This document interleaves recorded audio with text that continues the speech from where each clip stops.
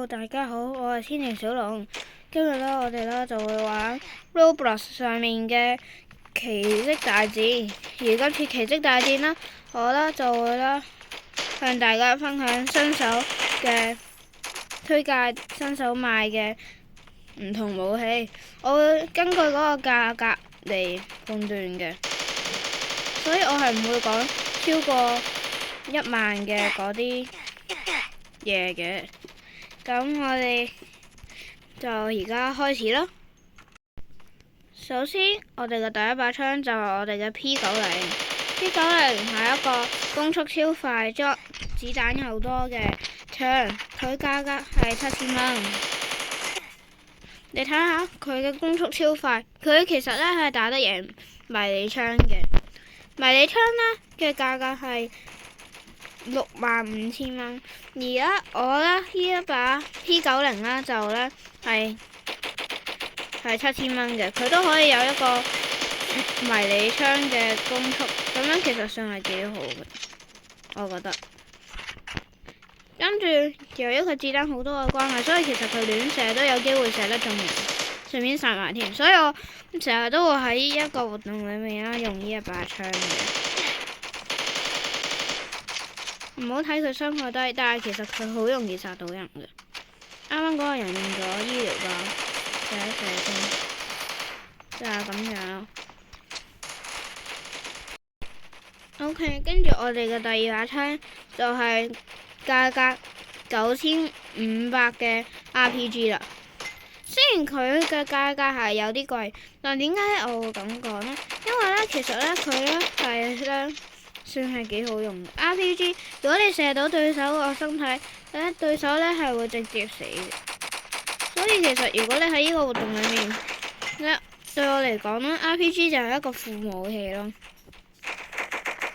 就係咁樣咯。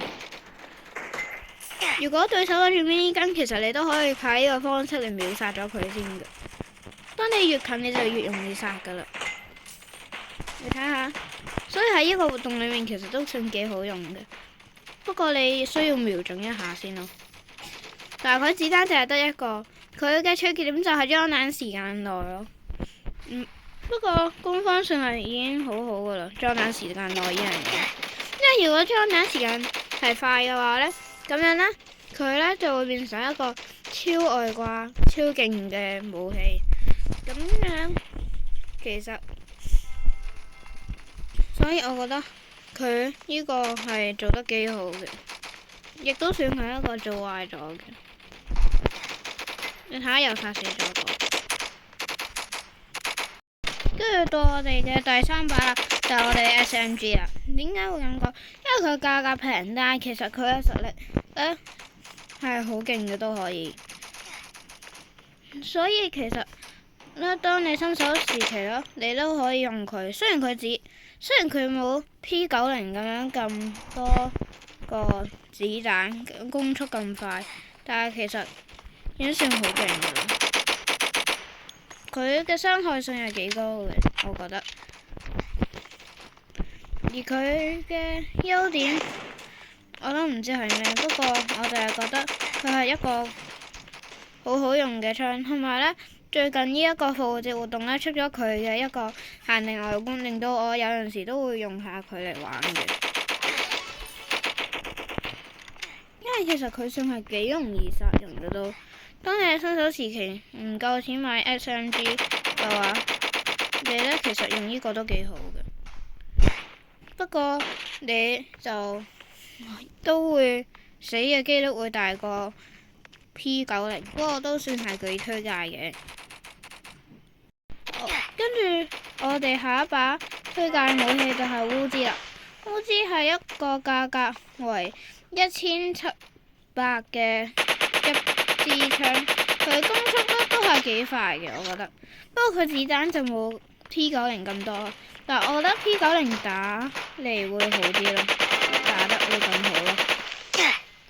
不過佢都算係新手時期又平又勁嘅一種槍嚟啊。所以我就認為烏茲都係算一個新手時期算係好用嘅，因為我記得我新手時期以前係會用嘅。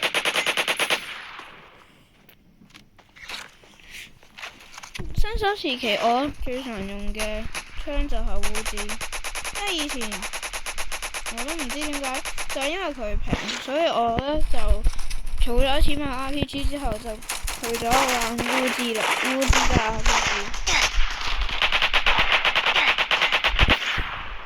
就係咁樣。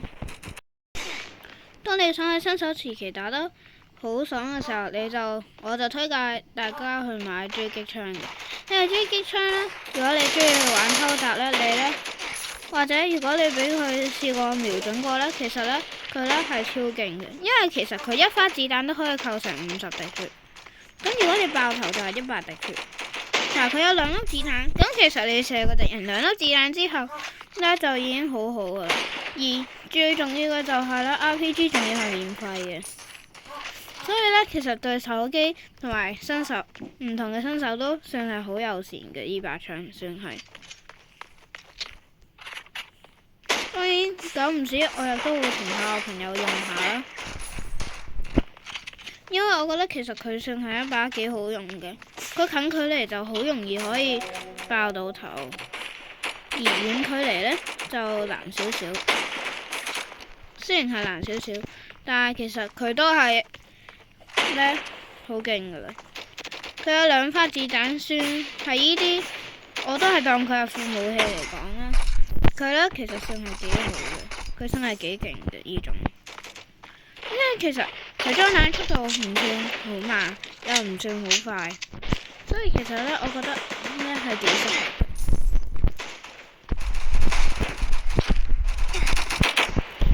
不過你有陣時如果瞄準緊嘅時候，亦都會俾人殺死嘅。咁樣啦，你呢就呢等於好容易死啦，都相等於。但係其實你都唔一定要咩嘅，你唔一定要瞄準嘅，有陣時唔瞄準你都可以爆頭嘅，就係所謂嘅盲狙咯。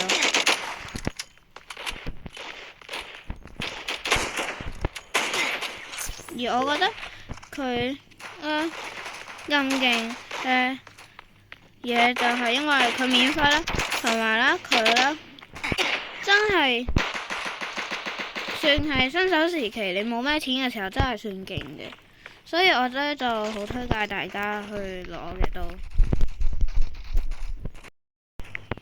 今日呢，我哋就介紹住咁多先。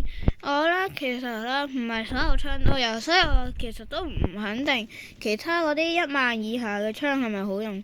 不過其實越貴當然係越好用啦，但係平都可以好好用嘅其實。所以呢，我呢仲推介多個啦，就係新手時期會有嘅刀啦。因為其實其他刀都係超級貴嘅。而佢呢個預設刀呢，其實佢已經算係超勁噶啦。因為其實佢打一下30，而佢呢，當你打對手4下嘅時候呢，對手呢其實係死得噶啦。好似當你對手係近戰嘅時候，你都可以殺死啲狙擊槍。不過你呢，就需要一啲技巧啫，如果你想用刀殺好多人嘅話，我就盡量都係推介遠戰咯。如果你要我講近戰，其實你課金嗰啲都好勁噶啦。好啦，當然啦，身為一把咁容易殺死人嘅刀，所以其實我覺得冇咩必要買第2把嘅。其實，不過我都係建議用遠戰多啲。不過如果人哋近到你身啦，你可以用刀，或者你可以直接衝過去敵人嗰度。不過就好危險，好容易死啫。咁好啊，我哋今日就講到去呢度啦。呢個就係我暫時嘅分享，遲啲應該會有會多咗其他嘅。咁好啊，我係千年水龍。咁我哋下一部片再見，好啦，拜拜。